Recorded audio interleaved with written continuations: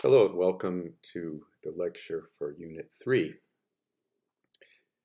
There's an interesting relationship between Iranian culture and the Islamic religion. The overwhelming majority of Iranians today are Muslims. There are some exceptions to that. Most ascets are not Muslim, but 20% are, but 80% are not. In Iran, in the Islamic Republic of Iran, 99% of the population is Muslim. In Afghanistan, very close to 100%. In Tajikistan, more than 90%. So the Kurds are mostly Muslim, not all of them. Some of them are Yazidis or following other ancient Kurdish traditions. Some recently are following Zoroastrianism. But the overwhelming majority, again, of Iranian peoples in the world today identify as Muslims. So there's an interesting relationship because Islam came from outside of Iran. It's a foreign religion. So Iranians produced a lot of the world's major religions, not just Zoroastrianism, but also Manichaeism and the Baha'i faith. And also these Iranian religions had a huge influence over other religions in the world, including Judaism, Christianity, Islam, Buddhism. So it's in some ways perhaps ironic that most Iranians follow a religion that did not originate in Iran. It originated in Arabia. And adding to the irony from the Iranian point of view is that the Arabs are a people, a society, civilization that the Iranians historically looked down upon as being barbarians, uncivilized. So if we look at the 7th century, when the first part of the century, when the Sasanian Empire in Iran was one of the great empires of the world, powerful rival to Rome, had been in place for 400 years and considered itself the pinnacle of civilization. Of course, Zoroastrianism was the official state religion at that time. And yet, when the Arabs started to attack outside of the Arabian Peninsula in the 630s, conquering Egypt, Syria, Mesopotamia. Eventually, by the 640s, they conquered the entire Sasanian Empire. So these people that the Iranians had looked down upon and seen as barbarian were able to overthrow their empire in the space of a few years and take over the entire Iranian Empire. So the impact of the Arab Muslims on the Iranian world was arguably much greater than that upon the Roman world, because although the Arabs were able to take important Roman provinces like Egypt and Syria, the Roman Empire remained intact. And you can see here on the map that the Arab conquests moved into Anatolia, but still all of this region here remained under Roman control. So the Roman Empire and Christianity remained intact, but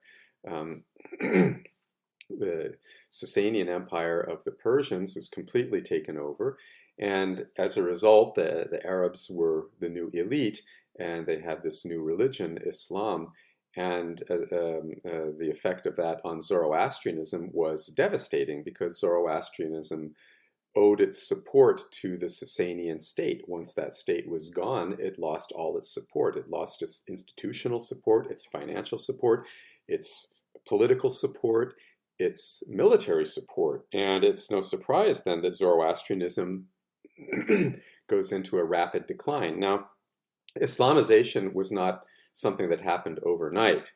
And in fact, it was a process that took hundreds of years. And it was a good 3 centuries, perhaps, before the regions outside of Arabia that were conquered by the Arabs, including Egypt, Syria, Mesopotamia, and Iran, became majority Muslim. So we can say that for a number of centuries, Muslims were a minority, in these regions outside of Arabia. But it was a continuous progression, okay? And in the Iranian world, this was, of course, at the expense of Zoroastrianism. In Mesopotamia, Syria, and Egypt, it was at the expense of Christianity. But Christianity still remains in those regions right up to the present day. So we can say that the Islamization process has not yet been completed. Egypt is still maybe 10 to 15% Christian. Syria, 10% Christian. Mesopotamia, well, most of the Christians now have left in the last 20 years or so. Not a lot of Christians left in Mesopotamia. There are a few. And in Turkey, most of the Christians were expelled in 1922 after the war between Turkey and Greece. That's another story. But in any case, if we focus on the Iranian world, a huge political change, the destruction of this empire, at the hands of people that the Iranians really did not respect. And in the Book of Kings, composed by Ferdowsi, which we've talked about before, in which you read a section, Rostam and Sohrab's story, which is celebrating the pre-Islamic Iranian culture. Towards the end of the Book of Kings, we have this passage which reads in English translation, "But for the Persians I will weep, and for the house of Sasan ruined by this war, alas for the great crown and throne, for all the royal splendor destined now to fall, to be fragmented by the Arabs' might, the stars decree for us defeat and flight. 400 years will pass in which our name will be forgotten and devoid of fame." So this is the irony of Iranian identity for the past 1400 years, is that for the past 1,000 years, a majority of Iranians have been Muslim. Now almost all Iranians are. And yet there's this interesting tension between being Iranian and being Muslim, because Islam came to Iranian culture from foreigners. So it's in a sense considered by many Iranians even today as a foreign religion. And yet to be Iranian means to be Muslim for most Iranians. So that's an interesting paradox, which I think appears to the outsider, at least, as a kind of tension and maybe an inconsistency, but it's just a fact. I won't try to explain it, but it's just something to understand about Iranian identity, is that it is both Islamic and very, very strongly nationalistic in terms of Iranian identity. And I think that Ferdowsi really sums that up, because Ferdowsi was a Muslim. He was patronized by a Muslim emperor who paid him for his work. And his intended audience was entirely Muslims, and yet almost the entire Shahnameh is about the pre-Islamic period and talking about what a great civilization the Iranians had before the coming of Islam. And as you see from this passage, the arrival of the Arabs and the coming of Islam is depicted as a huge tragedy. So again, this is a kind of irony and a paradox, which I think lies at the heart of Iranian identity right up to the present day. Now, what Iranian nationalists sometimes fail to take adequate cognizance of, and what many people, when they look at the Islamic religion and Islamic history, Islam tends to be associated with Arab culture and considered to be an Arab religion. And it's a historical fact, for the first century of Islam, it was an Arab religion. It was an ethnic religion of the Arabs, and it was referred to as the religion of the Arabs, Din al-Arab, in the sources of the time, and the Arabs clearly saw it that way. So it was not a proselytizing religion at first, although many Western sources describe Islam as a religion that spread by the sword. That needs to be qualified. Muslim power spread by the sword, because the Arabs erupted out of Arabia in the 630s Common Era, and were spectacularly successful in conquering the trade routes leading east and west across North Africa and into the Eastern Mediterranean, across Iran, and along the Silk Road up to the borders of China. Within the space of about 80 years, the Arabs were able to bring these trade routes and the cities that were their economic nodes under their control. So Muslim power was spread by the sword, but the Islamic religion absolutely not. And in fact, it's quite the opposite. The Arabs were reluctant to allow non-Arabs to join their religion because that meant that these people would then be able to share in the spoils. They would be able to get a share of the booty from these conquests. They would have access to important administrative positions because the Arabs were the new elite. So in fact, what was going on during the first 100 years of the spread of Islam is that non-Arabs, including Egyptians, Syrians, Mesopotamians, and Persians, were actually demanding to be allowed to convert to Islam as a way of joining the community of the new elites. And we have that very, very clearly documented. And there was a fair amount of tension because the Arabs didn't necessarily want to allow non-Arabs into this privileged community. But at the same time, the Arabs, as a desert-dwelling nomadic people with no experience of administering large political states, they, of course, were not very well equipped to rule over these ever-increasing territories that they were bringing under their control. And so they took the very sensible approach of basically leaving things to run as they had run previously. And what that meant was that wherever they went, they basically kept the local institutions in place, operating as usual, business as usual, and they allowed most bureaucrats and government officials to keep their jobs. And at first, what that meant was that, people could keep their jobs, a Syrian administrator or a Persian administrator could keep their jobs, but they had an Arab boss now. So the big office would be, held by an Arab, and he would have to sign off on important decisions and so forth. But other than that, it was pretty much business as usual and hands off. But over time, as more and more Arabs got used to living in these settled regions and became acclimatized to their new environments and the new cultures, they, of course, wanted to have more control. And so it became more important to actually be recognized as a member of this ruling community. And what that meant was that people who were not Arab, in order to join this community of elites, they had to become Muslim, but it was not simply a matter of becoming Muslim. They couldn't just say, okay, I want to join this religion. Because since it was a national religion, an ethnic religion of the Arabs, they had to become Arab in an honorary sense.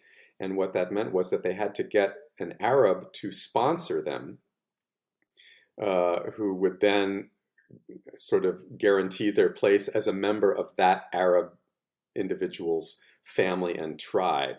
And so this relationship created a new class of non-Arab converts to Islam who were called Mawali in Arabic, and they carried on most of the administrative tasks for running the empire, and yet they continued to feel like second-class citizens because they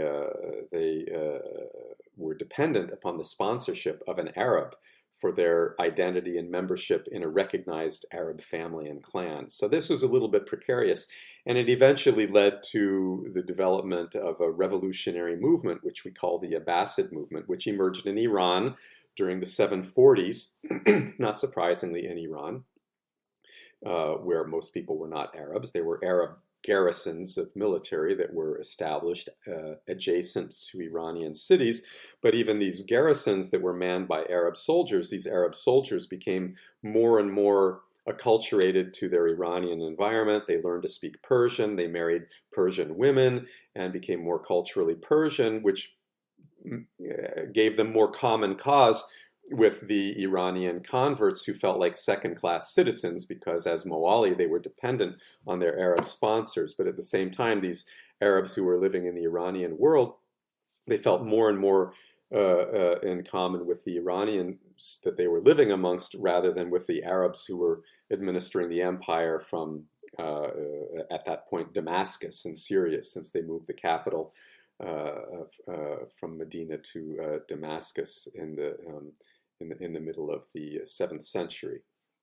Okay, so there was this revolution which occurred in the Iranian world and overthrew the Umayyad dynasty, which was the first ruling dynasty of the Islamic Caliphate. And in the year 749, 750, this Abbasid movement defeated the Umayyads and set up a new empire in the Iranian world and built a new capital on the site, or near the site of the former Iranian capital of the Sasanian Empire, Ctesiphon, which they called Baghdad, which itself is a Persian word, meaning God's gift, which is indicative of the very, very considerable influence of Iranian culture that would shape the future development of Islamic civilization. Okay, so we can say that for the first 100 years, Islam was very much an Arab phenomenon. But with the coming of the Abbasids, after this Iran-based revolution, the center of gravity of the Islamic Caliphate was shifted eastwards to the borders of the Iranian world. We have this new capital city built on the model of the former pre-Islamic Iranian capital of the Sasanian Empire. And in fact, what the new Abbasid rulers do is they pretty much adopt the entire administrative apparatus of the Sasanian Empire. And then they just make it Islamic. They make it Islamic by saying, okay, well, you have to be a Muslim to be a minister or to work, in the bureaucracy or whatever. But at this point, most of these administrators in the government were ethnic Persians who had converted to Islam. So of course they had their own cultural norms, and from this point on, from the year 750 onwards, the further development of Islamic civilization is taking place to a large extent in the Iranian world, and it's very much ethnic Iranians who are playing a large role in this, and Arabs become more and more marginalized. So going forward, we see that in the religious sciences, the development of Islamic law and theology and so forth, we still have some Arabs who are involved, and we have there's important scholarship being done in Arabia, particularly in the city of Medina, also eventually in Cairo, but that's a little bit complicated because Cairo was established by a Shiite dynasty, the Fatimids, who have a rival interpretation of Islam, and we won't talk about that too much right now.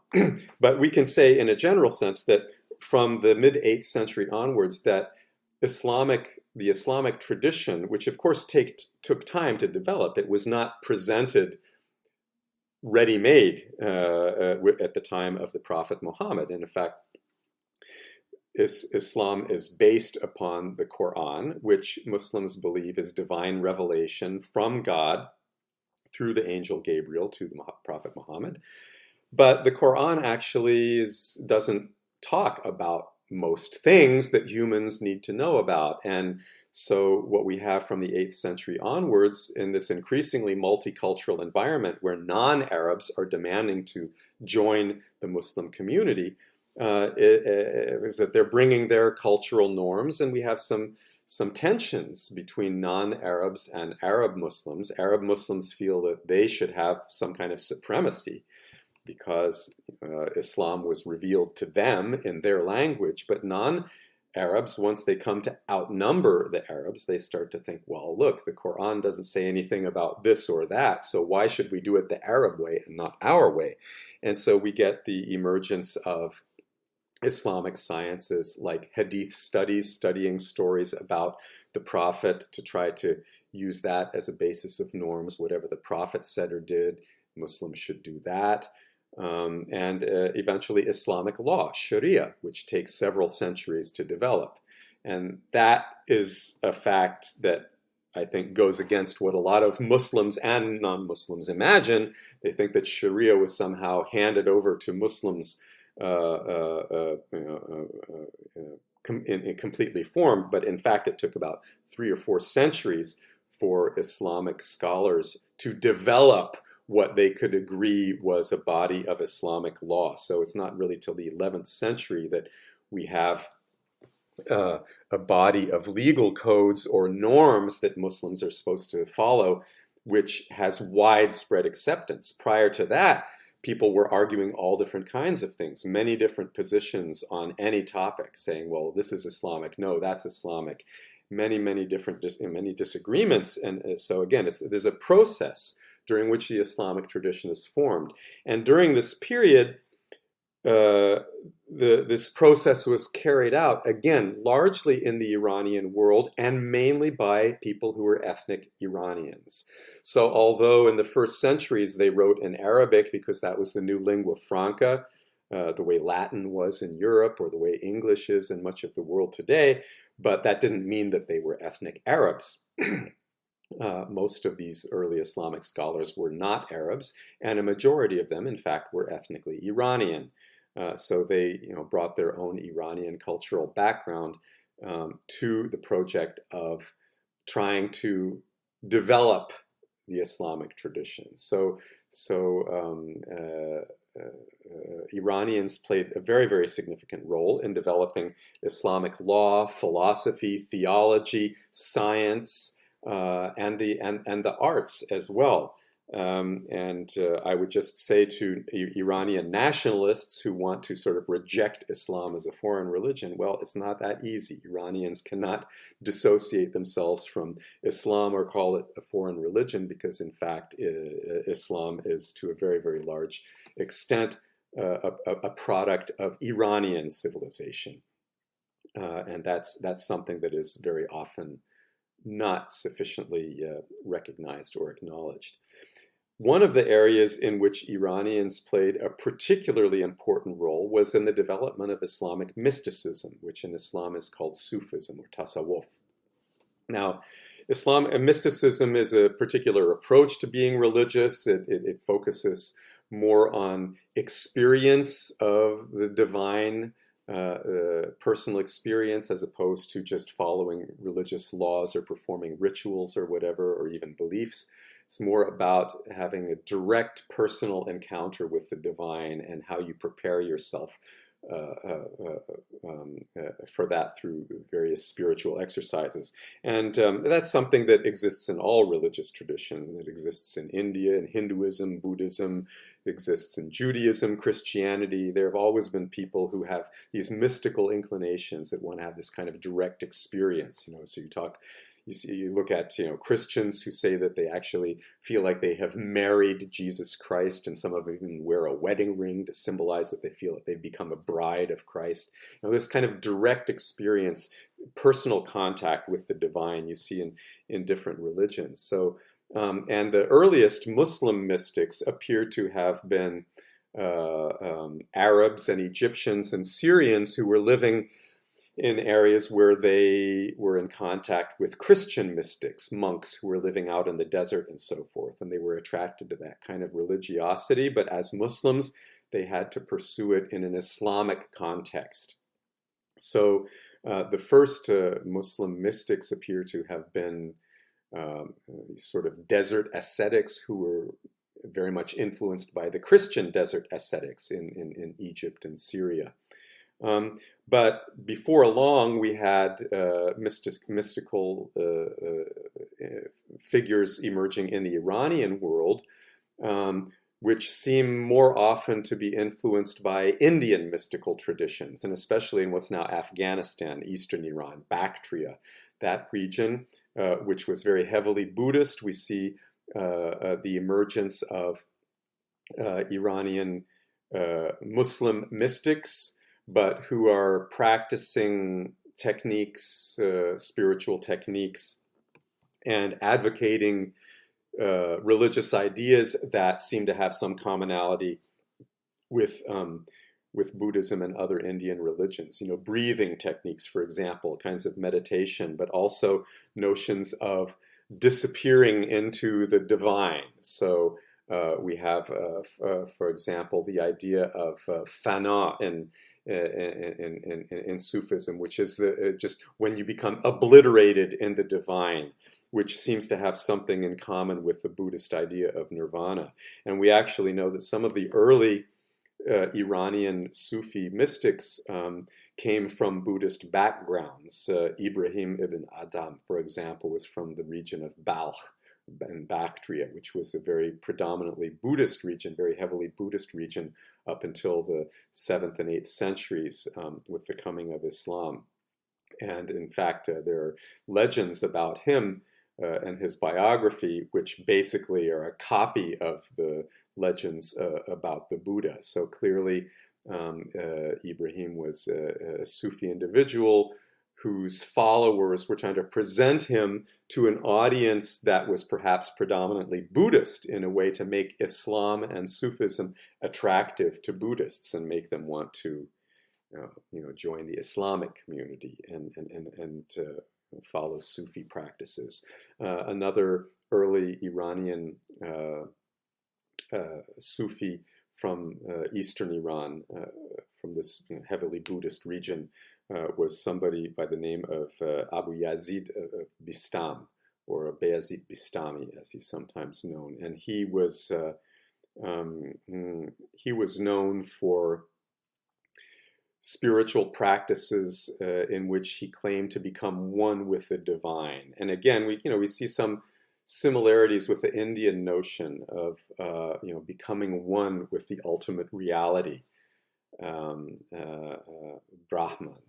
This notion of ultimate reality, and we're all one. Again, the Arabic notion of this, the Arabic term for this is fana, when you become obliterated in the divine. You cease to feel any sense of individual identity. You lose your identity in this great sea of divinity. This is an idea that becomes very prominent in Iranian Sufism.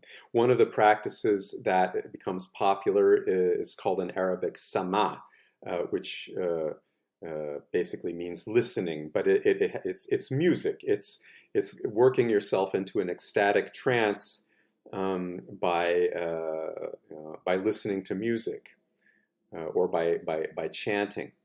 And this becomes a very popular Sufi practice. And in this painting, which is from the 15th century, we have a depiction, and you see that these people are dancing in the center here. We see here at the bottom that there are some people who have passed out from falling into these ecstatic trances, and they have to be carried off by their friends. This is a bit controversial because some Muslims feel, well, this is kind of exaggerating, and this is not what Islam is about. Islam is about, saying your prayers and doing the fasting and paying alms and these things. What's all this about dancing into ecstatic trances? So Sufism, many Sufi practices generate a tension within the Muslim community between people who follow these practices and people who think that, no, this is not real Islam. And this, by the 10th century, these tensions become very, very serious and begin to threaten to pull the Islamic community apart, even before it's really, coalesced into something. This tension is very, very nicely epitomized in the relationship of two Sufis, both of whom were ethnic Iranians who lived in Baghdad in the 10th century. One of them was a Sufi master by the name of Junaid, who was very much opposed to these ecstatic practices, dancing and getting into trances and things like that, and said that the proper way to find the divine, enter into the divine presence was just through, sober meditation and repetition of the divine names, which is called dhikr or zikr. in Arabic, kind of repeating mantras. Could be the 99 names of God, or it could be verses of the Quran that you repeat over and over. Anyway, Junaid advocated a very sober approach to Sufi spiritual cultivation. And that he had a student by the name of Mansour Hallaj, who was very much attracted by these ecstatic dancing and losing himself in the divine.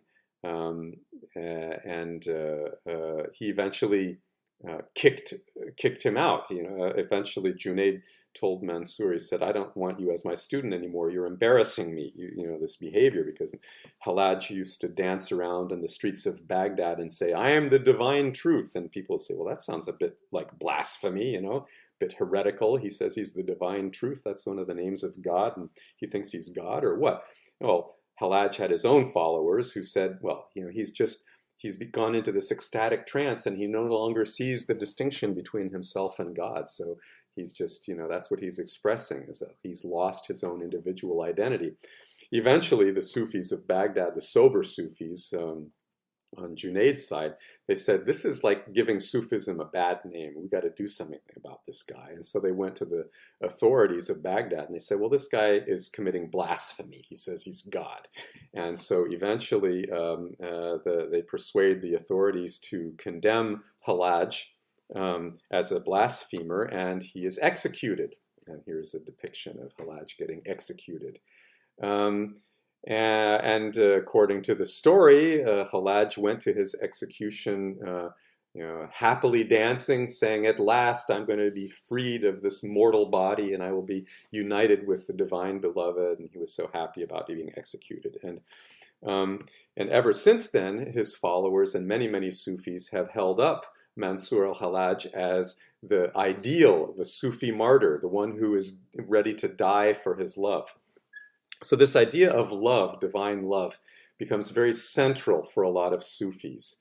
And it becomes a metaphor for the Sufi quest, that God is love, and that the aim of the Sufi, the goal of the Sufi, the spiritual quest of the Sufi is to dissolve himself or herself in this divine love. And so we have the emergence by the 10th century or so of a new literary tradition, mostly in the Persian language,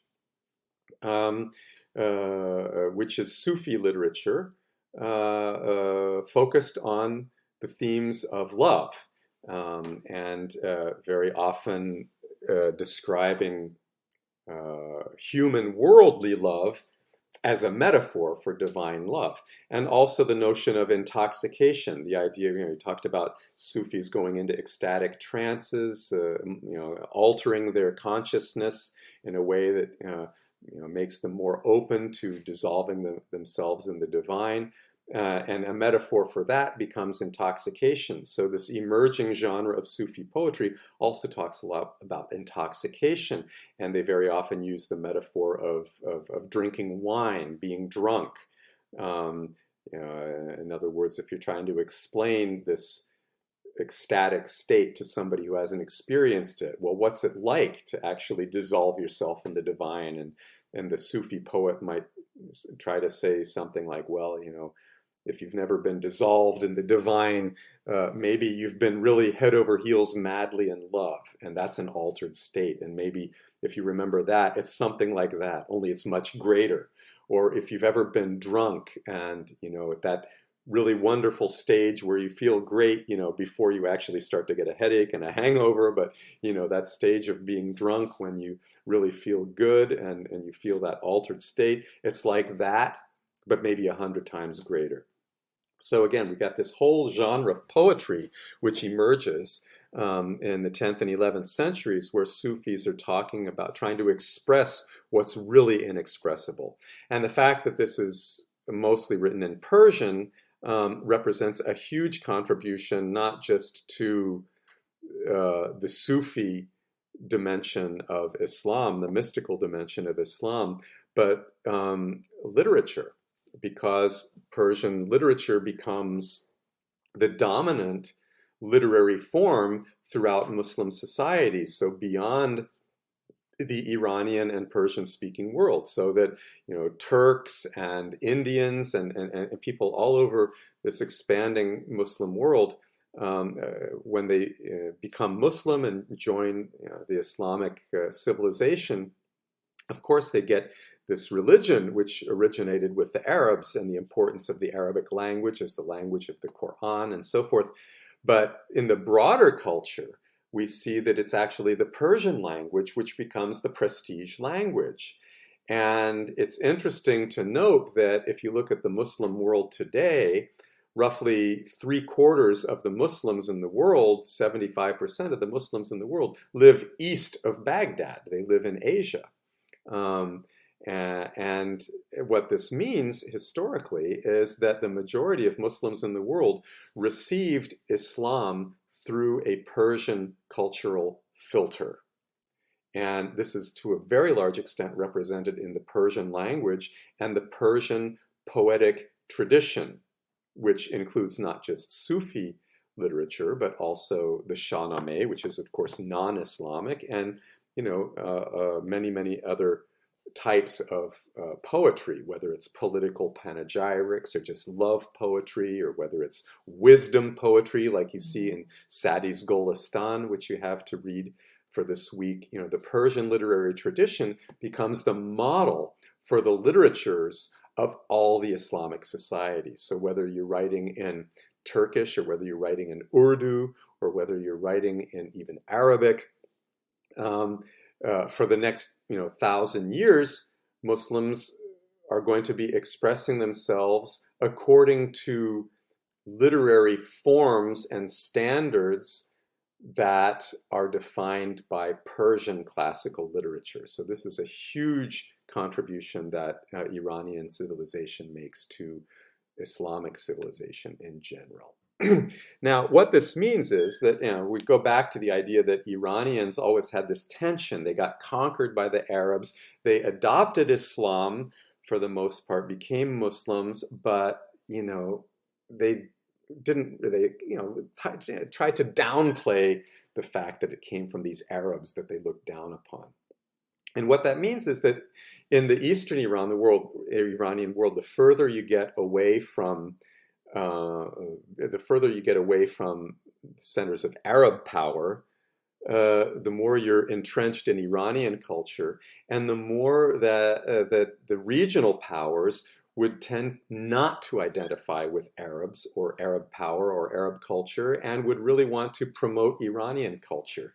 So by the 9th century, we have the emergence of local provincial powers that actually come to feel strong enough that they can assert their own independence and say, I'm not going to be subject to the caliphate anymore.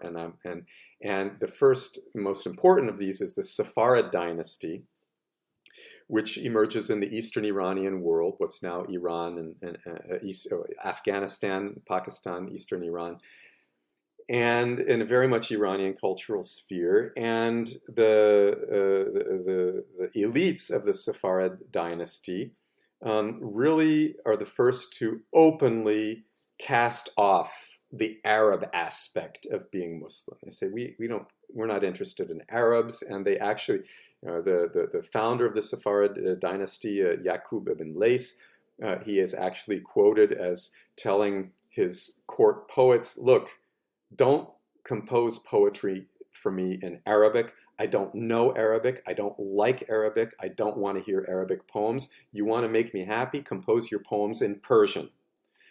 So we have now, after 100 some years, we have a political state that is actively and openly promoting the Persian language in favor of Arabic within an Islamic context. So this is very, very important.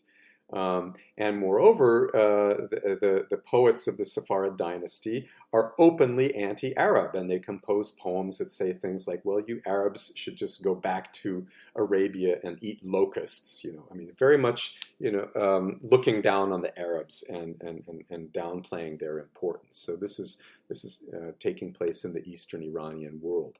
So after the Saffarids, we have another dynasty emerge by the late 9th century, a little further north in what's now Uzbekistan, in the region of Bukhara and Samarkand, which are known as the Samanids. And you see down here, the Samanid state and its dependency. So now this kind of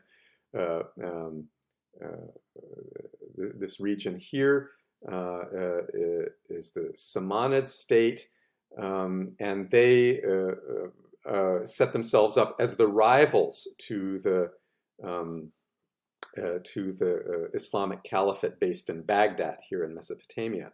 But something very interesting is going on during this time. By the beginning of the 10th century, we have basically Iranians, ethnic Iranians, have taken over the whole heartland of the Islamic world. So here, even the Caliphate has been taken over by a family of Iranians from Daylam here in the south of the Caspian Sea that attack Baghdad and basically bring the Caliph, who is an Arab, but by now he's just a figurehead, and they basically take over control of the government. So they leave the Caliph in place. They say, oh, we're serving the Caliph, but really they're running the state. So we have what's called the Buwayhid state throughout the 10th century. Moreover, they jump into this rivalry that's emerged between different schools of Islamic scholarship, and we have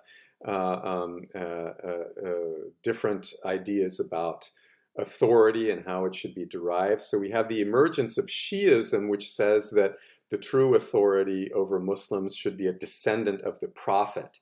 And the majority of Muslims, however, Muslim scholars at least, come to be known as Sunnis. They say, no, it's the scholars who should be the authorities. And so there's this rivalry over who should be the religious authorities. And the Buwayhids actually support the Shia position.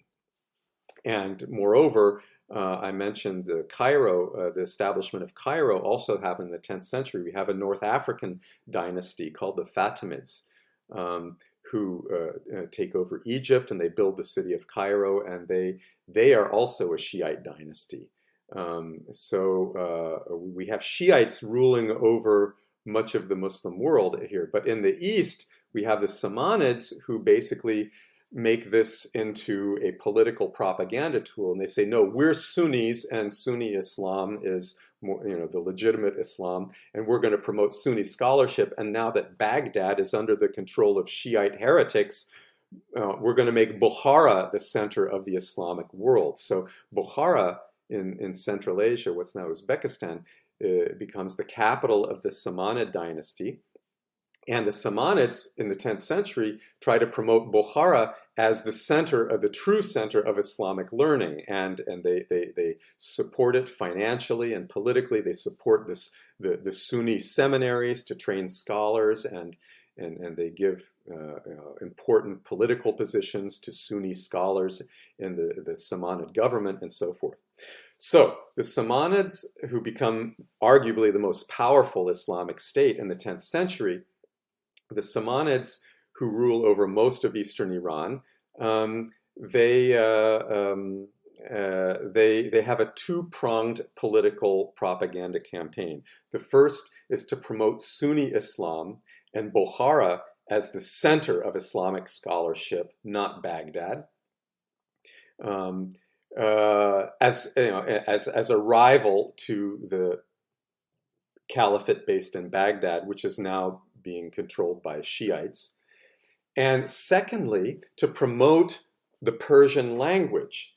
So, they take the position that is initiated by the Saffarids to an extreme, and they make the clear political statement that they say that these lands are Persian lands, And the language of these lands is Persian.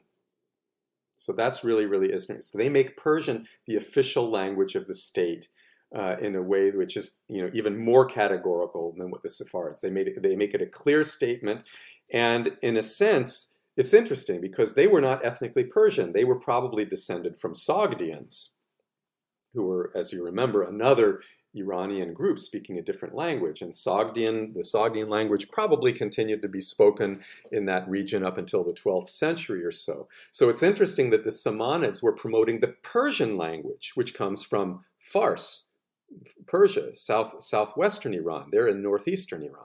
So why were they promoting a southwestern Persian? Well, because clearly, while at the same time trying to promote themselves as the leaders of the Sunni Islamic world and the center of the Sunni Islamic world, they were also trying to tap into the legitimacy of the pre-Islamic Sasanian Empire, which was based in southwestern Iran and which was Persian. Okay, so we have a combination of claims to political and religious legitimacy being made by the Samanids, who were not ethnically Persian, but they're promoting Persian as the language of their empire, which is, clearly trying to associate themselves or to make themselves the inheritors of the Sasanian Empire of pre-Islamic Persia, and at the same time, the rivals of the Islamic Caliphate in Baghdad. Okay, so complex combination of claims to legitimacy that we see under the Samanids. Okay, so here we have a statue in modern-day Tajikistan of Ismail Samani, who was the most important early ruler. He wasn't the first of the Samanids, but he was the one who really built it into a major empire in the early 10th century. We have no idea what he looked like. And in fact, this statue was built under the reign of the current president, and some people have said, well, they made him look like the current president. In any case, he's now a great Tajik national hero. The highest mountain in Tajikistan has been named after him, and their currency is called the Samani. So the Tajiks are really playing up the Samanid dynasty as a Tajik dynasty, and trying to claim legitimacy for that. That's a little bit complicated because the Samanid dynasty was not based in what's now Tajikistan. It was based in what's now Uzbekistan, which has become very Turkified, where the official language is a Turkic dialect. Samarkand and Bukhara, however, which are the second and third largest cities in Uzbekistan, a nominally Turkic-speaking republic, but these cities are still Persian-speaking up till the present day.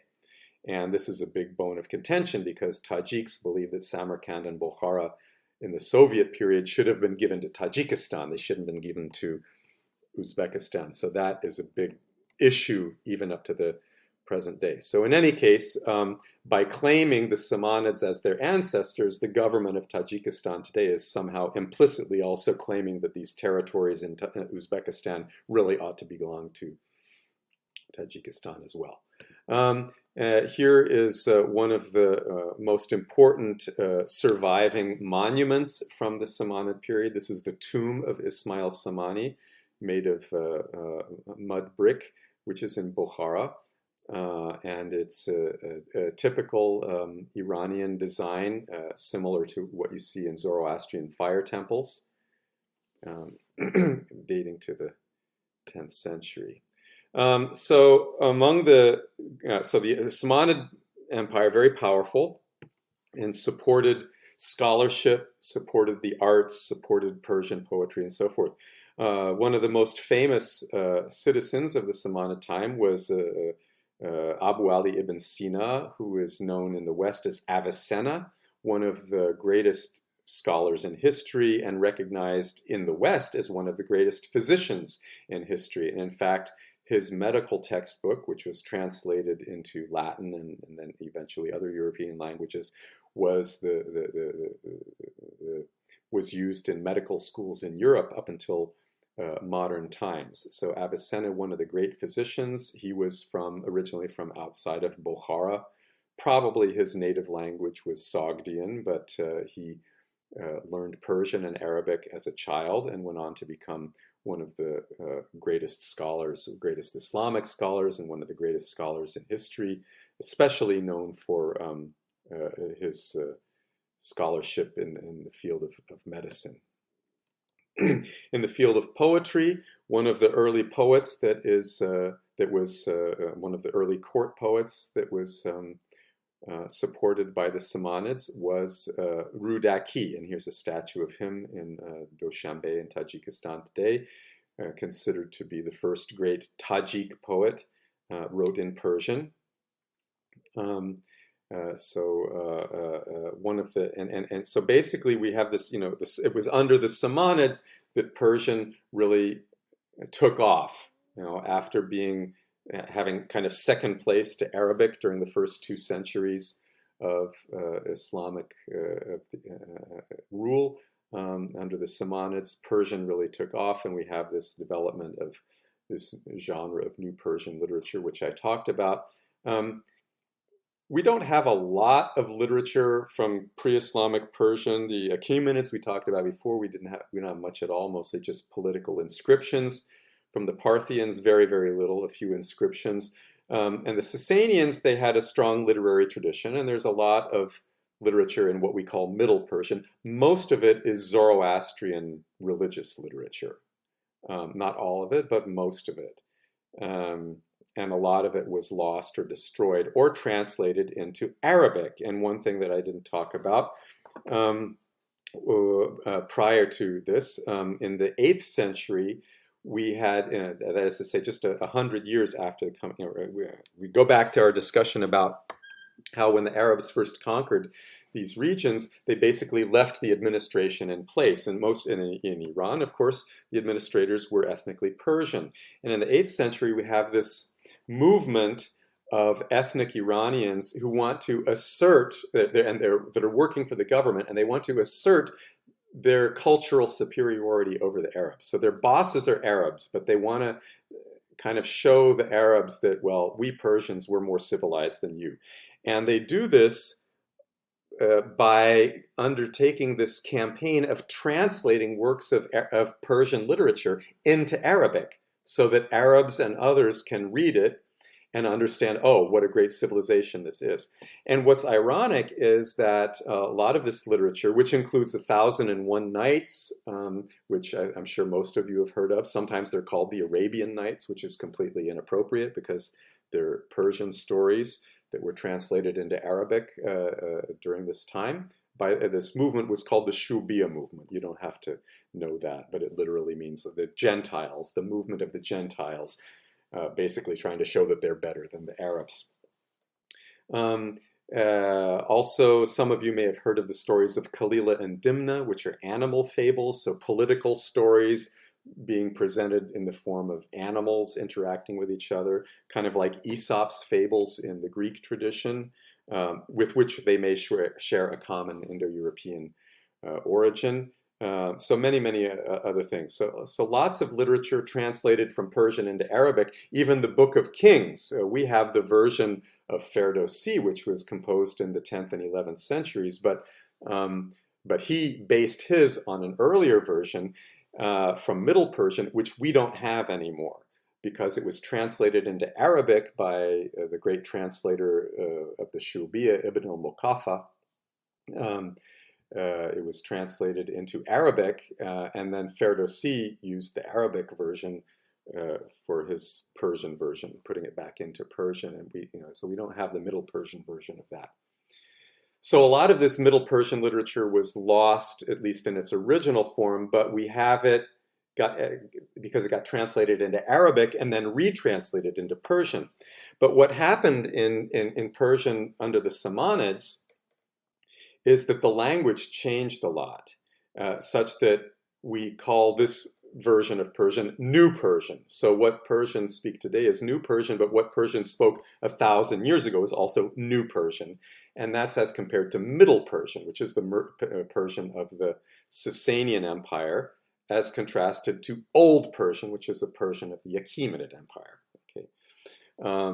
So Old Persian, for example, is much closer to Sanskrit because it goes back further back in time, closer to the time when the ancestors of the Iranians and the Indian Aryans split apart.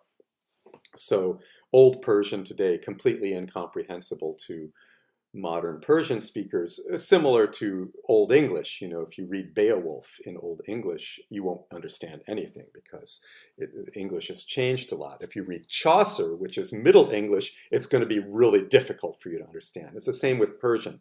Middle Persian is very difficult for modern Persians to understand, just like Middle English is for English speakers. Okay, but New Persian develops in the 10th century, and it's remained, because of the poetic tradition and its importance in the culture, it's remained stable enough so that Persian speakers today can understand 10th century Persian pretty well. So all of this is called New Persian for the last 1,000 years. And the interesting thing about New Persian compared to Middle Persian is that it's got a lot new Arabic vocabulary. Okay, so because the scholars who were writing in New Persian, because they were scholars, they had to learn Arabic.